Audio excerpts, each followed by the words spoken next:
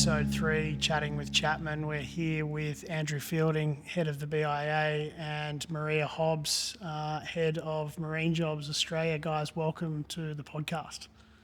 Thank you, Cooper. Andrew, obviously the BIA does an enormous amount of work for the industry as a whole, particularly the recreational boating industry. You guys are out there day in, day out, lobbying for this wonderful industry we're in.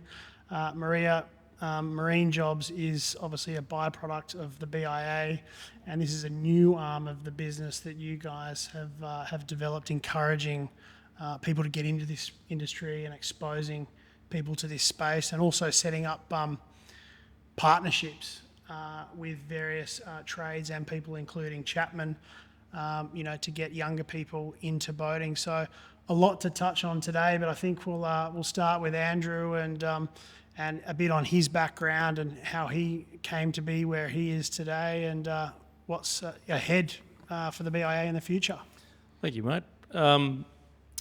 Well, how I came to be here probably wasn't my intention. In fact, it wasn't my intention. I actually left school and started in tourism and hospitality, and had the rest of my family working in the marine industry. So it was probably inevitable, but spent pretty much my whole working career in the marine industry. So it was a bit of a rough start there. You were telling me earlier. Yeah, it was. Working out in the backyard, laying glass in a filthy environment, and you're still here today. Yeah. So making plugs for timber boats and playing with lots of resin and going home very itchy after laying in fiberglass under boats on dirty slipways. But it was an introduction that didn't probably entice me to continue working in the marine industry, but I found other areas that did interest me, so that's how I'm here.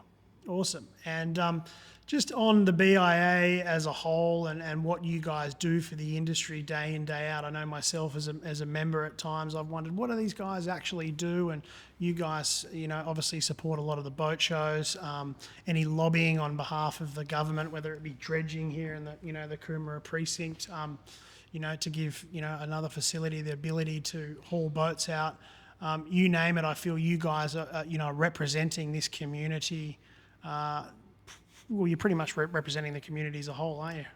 Yeah, look, I quite often think about the work that my team does and try to provide an easy description for it. And I guess if you look at the life of a boat, so from the time that it's designed right through to the 40 or 50 years later when we have to look at that end of life stage for a vessel, the BIA pretty much touches on every point of a vessel's life and right from its design to its standards, to assisting with getting people into the industry to work on a vessel that's being built, marina development like we're here today, leasing of land, the work that we do with marine brokers in assisting industry, and then marine cards, workplace health and safety, and then right through to what we do with government around making sure that people get access to the waterways, new boat ramps, new marinas, and then working with government again on what we do when it's time for a vessel to be pulled from the water and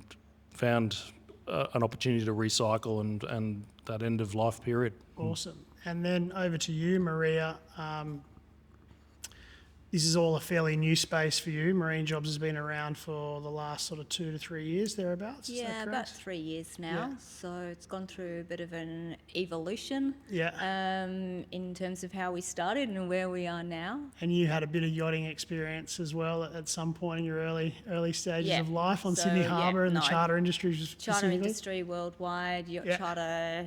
Yacht hostie. I've been in and out the industry. I've had my own business in the industry as a yacht importer Awesome. for 25 odd years. So I kind of seen the entry level lived experience. I've seen the experience as a business owner and as someone who's decided that this is my thing.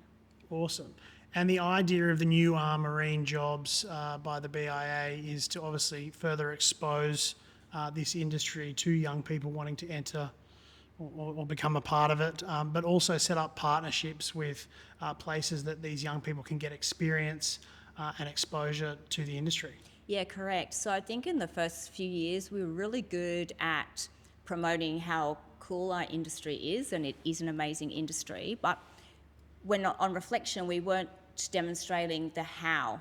So how do you actually get in, and what is it like? What's the experience you're going to have as a young person, and ultimately, is it for you? Yeah. Because employers have an expectation that they want someone who's, able to get go. They're not entirely green.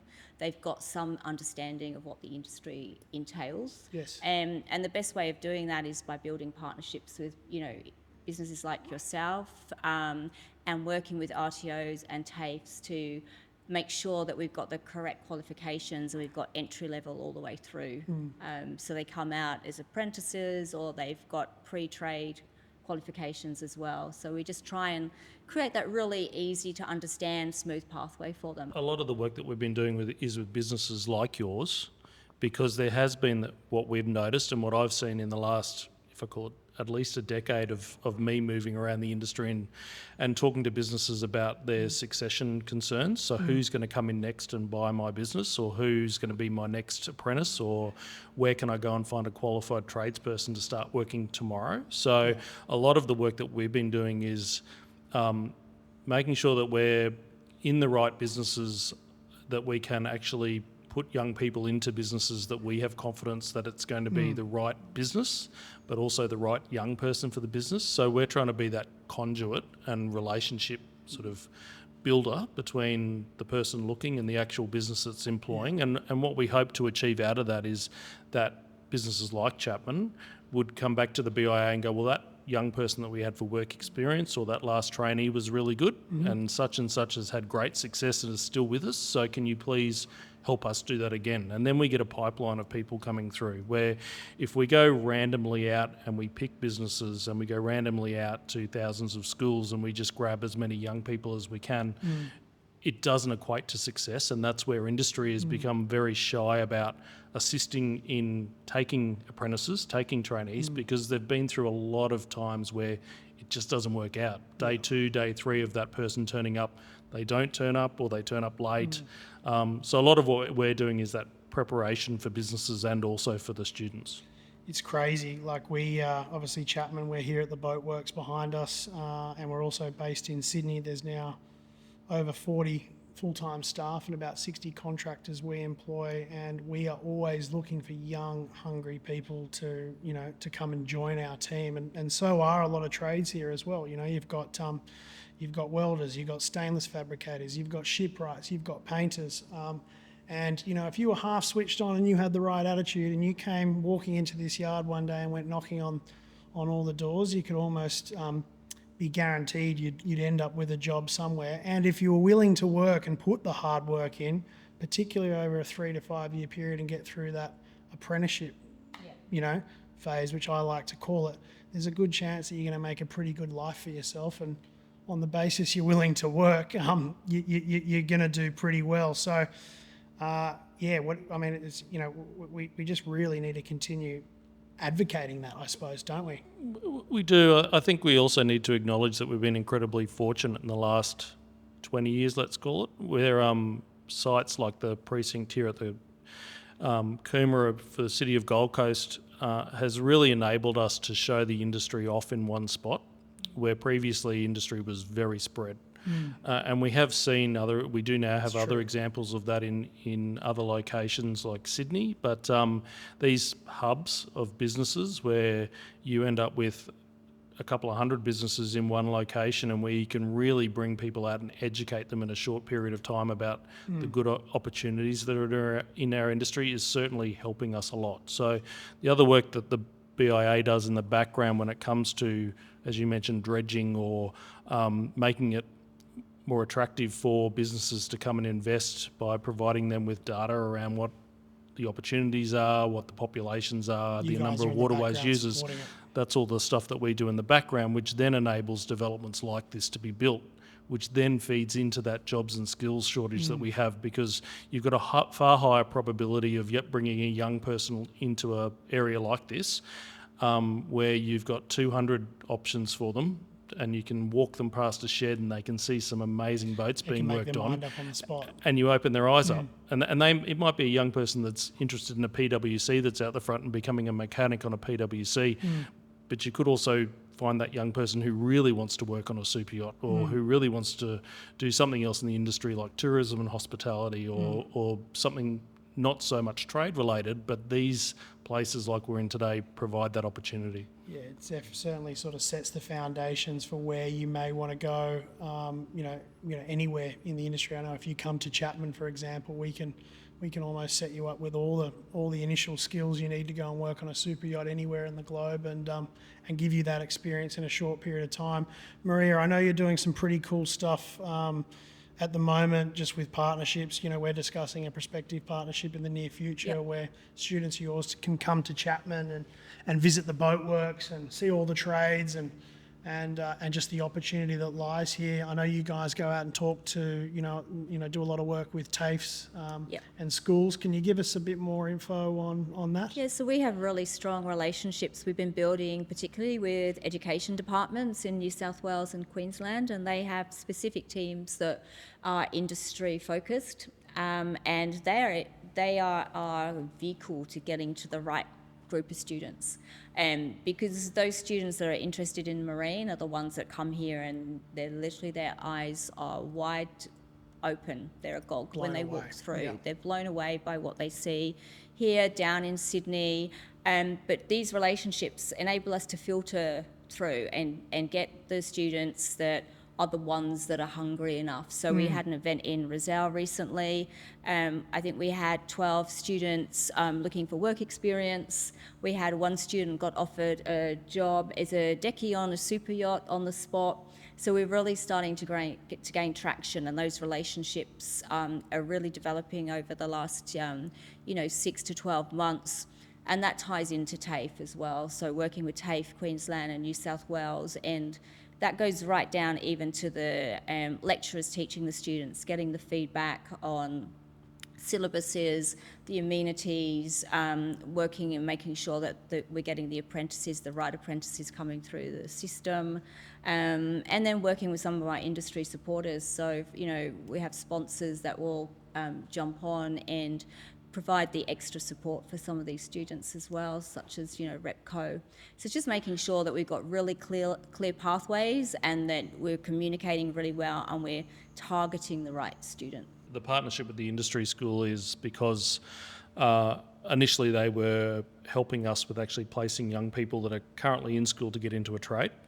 But that's just one example, and that is a private school system, and it has been very successful for us. It grew from our initial year of about 8 students, and we're now heading towards 100 pretty quickly in the first 5-year period. So the education space, it's an interesting one, and what we are adamant that the work that we do has to actually deliver a result. So we can go out and we can talk to everybody about what we're doing, but unless we actually have success where we see people coming through and actually securing a job, and we're starting to ease the situation that the businesses are facing where they have this skills shortage. But then you've got to look at other people in the industry that are certainly excelling. Riviera is a great example with their academy at Coomera, a very unique situation where they're able to provide that full training facility, but also one that, again, we can leverage off that. We have a lot of young people who actually do go and they do their training with a Riviera, but it also provides us with an opportunity to talk to people that maybe that's not the right place for them. But again, that investment in what Riviera has done has been provided a tremendous uplift for the whole of the industry in getting recognised in the job opportunities. But it is really about working with the businesses like yours and the other businesses, not just in what you do, but actually making sure that it's a skill shortage that needs a result and a long-term result. So we don't want to look at things short-term either. So all of our objectives is what is the long-term benefit, and recognising where industry is changing, and making sure that we are getting out there and we're actually selling those job opportunities to young people, as opposed to having to look further afield to fill roles. Or the biggest fear that we have in our role representing industry is that you may at some point face what the automotive industry has faced, and manufacturing may no longer be a viable option in Australia, and that very much hinges on the skills availability. So we also look at other parts of industry that have come to us now, recognising the work that we have done, and that certainly is evident in the insurance sector. So insurance companies are coming to the Boating Industry Association and Marine Jobs and saying, well, if we don't have people coming through that can actually fix a boat, if a boat is in an incident, then and it doesn't have somebody to repair it and it gets written off, then all of a sudden you have this massive insurance issue, because if you can't get something floating again, then it's no longer got a purpose, it's no longer got a value. So we are very interconnected in that web of everything that plays into the life of a boat, and jobs and skills is certainly a very, very important part of it, and it is something that lots of parts of industry outside of just the businesses that we deal with are now recognising it. Yeah. And Maria, over to you again. So for anybody listening to this podcast now that's just mesmerised by this industry and wants to get in it right now, how do they reach out to you? What do they do? What are the next steps for them and for Marine Jobs? So for information, you really want to find what's available. We've just released our first edition of a digital careers guide, so you can jump onto our marinejobs.org.au. You can download that to your phone or your iPad or your laptop, and that is about 40 odd pages, and we have really great info on pathways, where to study, and great case studies as well in there of young people and how they started, what they're doing, and we actually have a story on that as well. We had Bryce, I think it was, who came to us via Superyacht Australia or an activation we did with you guys last year, and he's only left for Europe 2 weeks ago. So that's a pretty cool story, and a pretty accurate case study. He came to us knowing absolutely nothing and polished boats for 6 months and got his first deckhand job and was up here working at the boatworks, and it was a real success story, and we're probably going to have a good update from him after the European season this year. So that was another one that's just taken shape recently. Yeah, we've got some really good, particularly with the industry school and some youngsters coming through there that we sort of track and see where they're going and staying in the industry. Some of our apprentices of the year, for example, they're very varied. Some work in shipbuilding, marine craft, others. I've got a young man in Sydney that really didn't do too well at school. He struggled with dyslexia, and he basically started as a fuel dock kid, and now he's running his own marine mechanical business down in Sydney. Yeah, wow. And he's gone through the whole process, gone to TAFE, got his apprenticeship, set up his own business, and now he's looking to actively replicate that and take on more young people to assist them to do the same thing. And I think that's what's really great about our industry, that once you're in it, you really do get embraced and you get really supported. If you're prepared to put the hard yards in, and you will get hot and you get tired and you get sweaty and salty and everything, but the payoff is huge. All right, so anybody listening here can go to the website. There's a careers guide there. What then happens? What else do you guys offer in terms of support, and then the next steps on from that? So there's contact points and contact forms on the website. So we can organise for a tour. We can put you in touch with an RTO. We can talk to you about the training and opportunities. And it's not just new entrants. So this is for people who are in the industry, maybe, and they're a little bit stuck and they want to know where they can go with the skills that they've got. So we can help, show them where you can go once you're in. So if you want to trade and then you're moving across, maybe you want to go and work at sea, or maybe you've been working at sea and you want to come across and get a shore-based career going. So we've got some really great case studies on there, but people have done that and moved in, across and around, and they're all still here. And then the next step of that is then just aligning physical partnerships with the likes of CHAPMAN and other companies in and around the industry to give you physical hands-on experience to come in for a couple of days, work within this space and get a gauge as to whether it's for you or not. That's really important. So like things like the Marine Trades Taster that we ran last year, where young people will go to TAFE for 2 or 3 days. They'll come and do Marine Card, and then we run a meet and greet with employers. So they're what we call industry ready. So they're ready either to decide that an apprenticeship's for them, or maybe it's an entry level role. But we've demystified the industry and we've given them some basic skills. So a lot of the work that we're doing with TAFE and RTOs and like regional jobs committees is based around what can we do to make it easy for a young person or someone who's looking for a career change or has been out of the workforce. What can we do? What tools can we give them that we can set them up for success and also make the employer successful in their recruitment of that young person as well. Yeah, so you guys are pretty much step one. So anyone listening to this podcast, Marine Jobs, you guys are step one into this industry. You guys can give any of our audience a fairly accurate guide on where to go or how to go about that. And in the near future, there's going to be opportunities with places like us to actually physically go and get hands-on experience and embark on that journey. Yeah. Have a tour of the facility, whether it's up here on the Gold Coast or at Sydney. We're doing a lot of work with Port of Brisbane. They have a big Maritime Careers Expo. So we're looking at some of the activities on the Brisbane River and tying all that in. So whether it's, working on tugboats or it's Sea Link or up at Rivergate, we're starting to get all of those businesses together. We've got a big event actually happening tomorrow with, I think it's over 400 students coming to look from everything from Queensland Parks and Wildlife, the Water Police. So it's not just so trades, diverse. It's huge, it's really diverse. Awesome. And then Andrew, back to you, just the BIA as a whole, where this industry's going.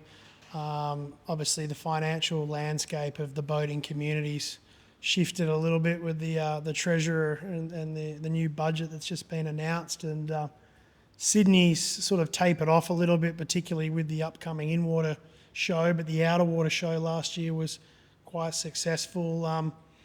What's on the cards for the industry this year, and the BIA, and how's it all looking just from an economy point of view? Yeah, look, I just had a conversation short time ago with our CFO about the budget last week and the actual impact of what we've seen in the budget on small businesses, seeming that the vast majority of our industry are small businesses. It's certainly an interesting time, I think, not just for the marine industry, but our economy and the Australian businesses as a whole. But we do watch a lot of what has been happening. As you're aware, this is just one of a number of things that we face on a global standpoint. Just a part of the ride. We've had tariffs and we've got wars. We've got different types of presidents.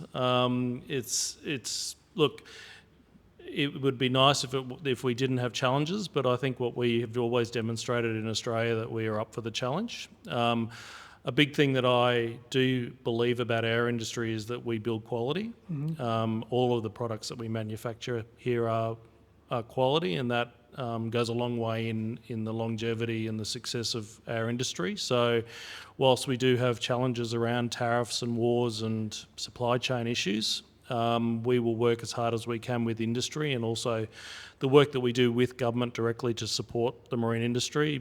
Big example of that is each week I've been meeting with the federal government about fuel supply and also supporting industry and demonstrating that there are parts of industry which are also voluntarily trying to ensure that we have enough fuel for everybody, particularly when you look at emergency services and our volunteer rescue services. We want to make sure that if we get in a situation where fuel is tight, that we can supply those very much needed services that are provided, and then looking after tourism and hospitality, and ensuring also that recreational boaters can still go boating in challenging times. But so it's all those things that we're doing behind the scenes to look after industry, and making sure that whilst the international landscape is challenging, that we are doing everything we can to promote domestic industry. We did a phenomenal job during COVID, particularly in those early stages of COVID where there was a lot of uncertainty about people being able to go boating. We came out very early to promote the opportunities and to work with government to get people out fishing and being able to get back out on the water. We've been doing that just over summer. If you're aware of the situation, unfortunately, that has been taking place in South Australia with their algal bloom issues. We've worked directly with the South Australian government to make sure that people are aware that they can still get out on the water. Another example is with personal watercraft in New South Wales and challenges we had with government putting restrictions in place for where people could go jet skiing over the summer holidays. Well, we came straight out and pushed back against that, where the government hadn't communicated with industry and also the local community about that. So it's all those things that we will work with industry to make sure that we get these through these difficult times as best as we possibly can, and that we look after our local industry, and that we also support the people that rely on imported and exported product. Santry Cove Boat Show this week, then Sydney Boat Show. We've got the Outer Water Show coming up. What's happening with the In-Water Show this year? Is there still a question mark on that? Look, we'll get through Sydney, our Sydney Indoor Show, and certainly we're looking forward to seeing what happens with Santry Cove International Boat Show this coming weekend. May in Queensland is certainly a big time with shows and conferences that take place.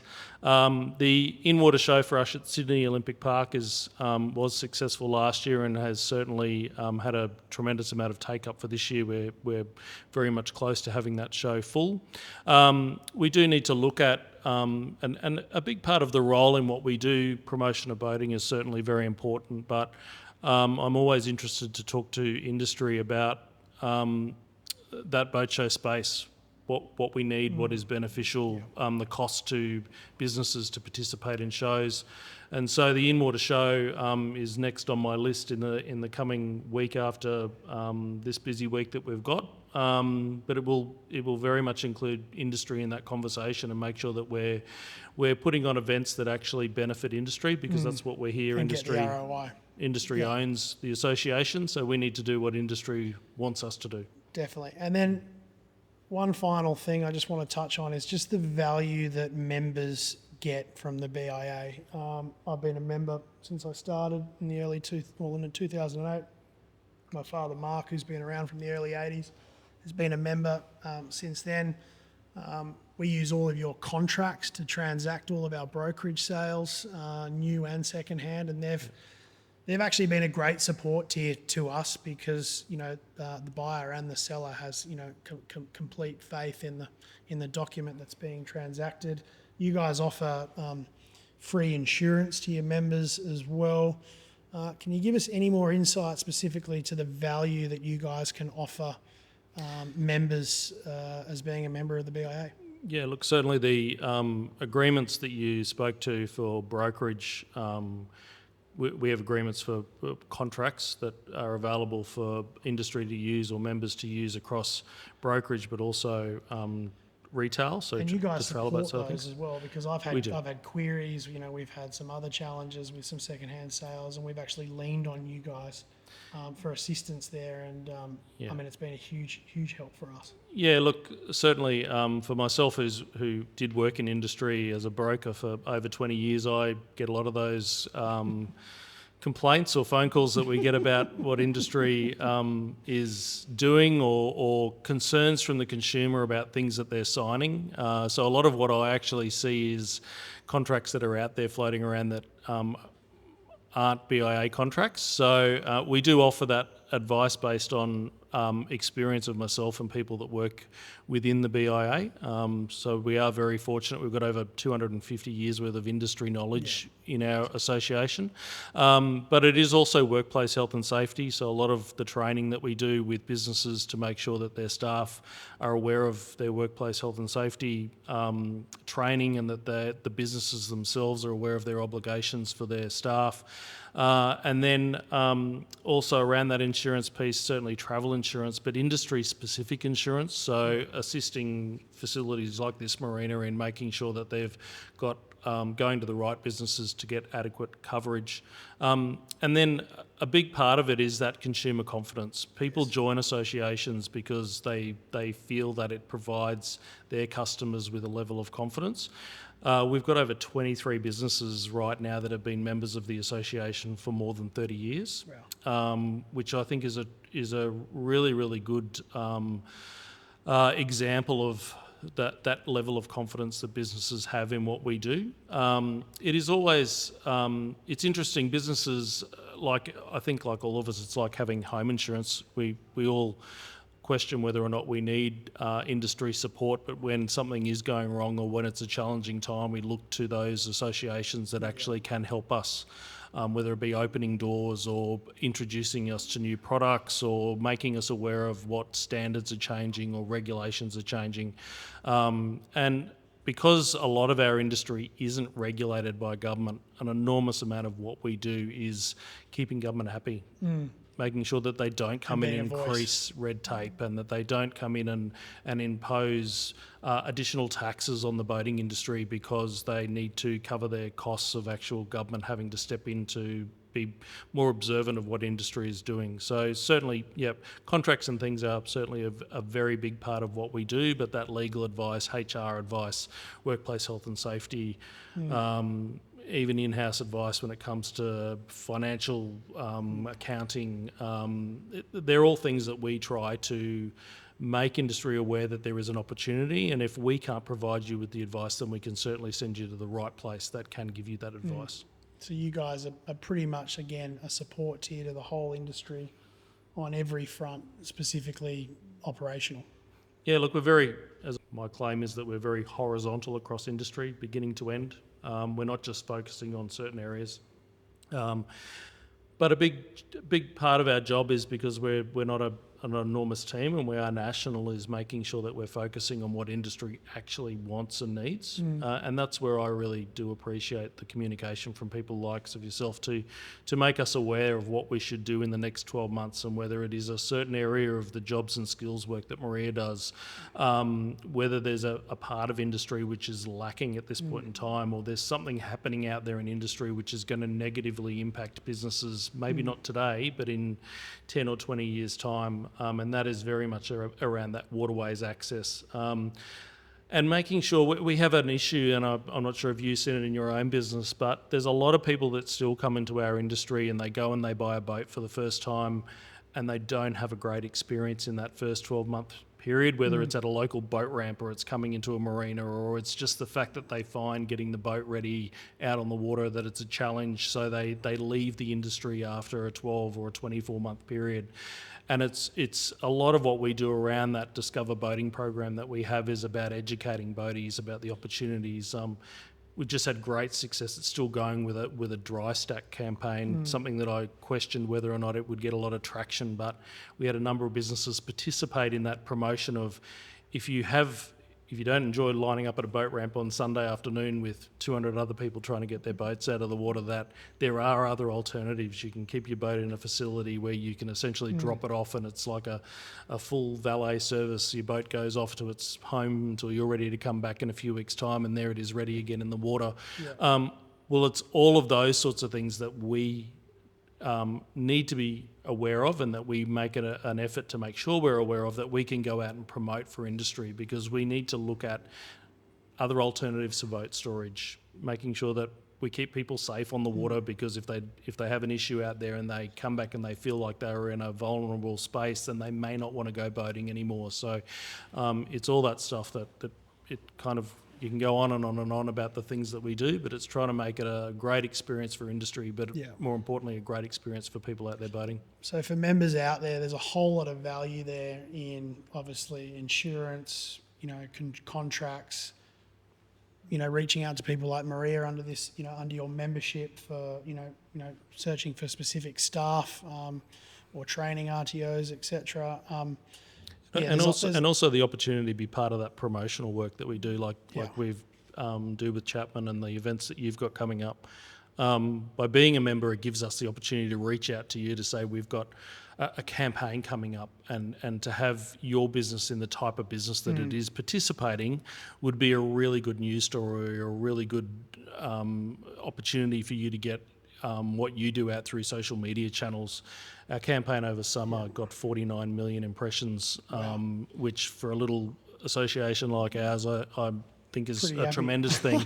We got 412,000 views on our page the other day, and we were pretty happy with that. So you guys are doing well. It's all of that sort of stuff that businesses that help us exist, that we can return on investment. We all know what it costs to do marketing and things these days. And if I we think can help. members also need to think outside the box. You guys are our voice. Yeah. You guys come with a lot of knowledge, a lot of IP, and you guys are there to be used. So reach out to you if there is an issue within your space. If you do have some sort of legal front, if you are having issues with staff, the BIA is here, and you guys are there as a whole to support that. And I think people forget that.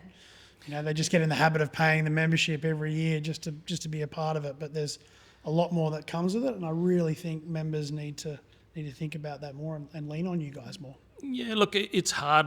I come from a family that's always had small businesses in the marine industry, and we all know how bogged down we get in the day-to-day of opening a business, making sure we're selling stuff, shutting the business at the end of the day, going home and trying to be a part of a family, and quite often we don't have the time, or it's just not on our radar that we can lean on an industry association, or even if there's something that you're particularly challenged with in your workspace, that you can communicate with us and that we can go and try and find a solution for you, or work out, assess the whole of industry and see if that is a situation that everybody's facing, where we can really start to do something to find a long-term solution for it. So we get that people just don't have a lot of time, but we're hoping that we improve our communication with industry, and that encourages more people to get involved in what we do, and that we can continue to grow with industry. Our priority is to look after you guys. So Maria, we always wrap up the podcast with the ins and outs of the industry. So want to get your feedback on that. What are the ins and what are the outs at the moment in your space? Ins, I'd say, are community and collaboration. Awesome. I think ins in terms of up and coming jobs to keep your eye on are anything to do with tech, so augmented reality, drone piloting. Tech's going off at the moment. Yeah. Anything in the digital space, so specialist roles in digital media to do with marine and yachting. Outs are cuts to government funding and reducing the money that is available to employers taking on apprentices and apprentice payments. 100% agree. And I did Andrew? warn you were going to take mine. So, yeah, look, ins for me in industry is certainly work environment. I think we are miles ahead of where we used to be in the opportunities that we provide for people to come and work in industry. So whether that's the fact that you no longer have to lie on a dirty slipway to work under a vessel, you can now be in a beautiful shed out of the sun. I also feel like it's more inclusive now. It is. Like back in the day, 10, 15 years ago, if you were a competing tradesman, you'd walk down the dock and everyone would sort of eye each other off. But now it's far more collaborative, and at the end of the day, the more we can all work together, the better it's going to be for everyone. So, agree. Yeah, no, 100%. It's very much gone from being a bloke's environment, how it was when we were kids, or I was a kid, to somewhere now that we see people of all aspects of life and genders coming in and really kicking goals, and very, very impressive individuals who, again, are really lifting the profile of industry, which is a phenomenal thing. Outs, look, everybody's going to talk about challenges that we face because of government, but it would certainly be easier if we would, it would certainly be majorly beneficial if we could make it easier for small businesses to operate, if we could make it easier for people to invest, and also to actually get things done, and take away a lot of the things that have been introduced that have significantly increased the cost. Yeah. So that would probably be my main out at this point in time. When it comes to the in-jobs, I think it's tremendous when you look at the actual range of opportunities across industry, but certainly with the types of vessels these days that people can go and work on.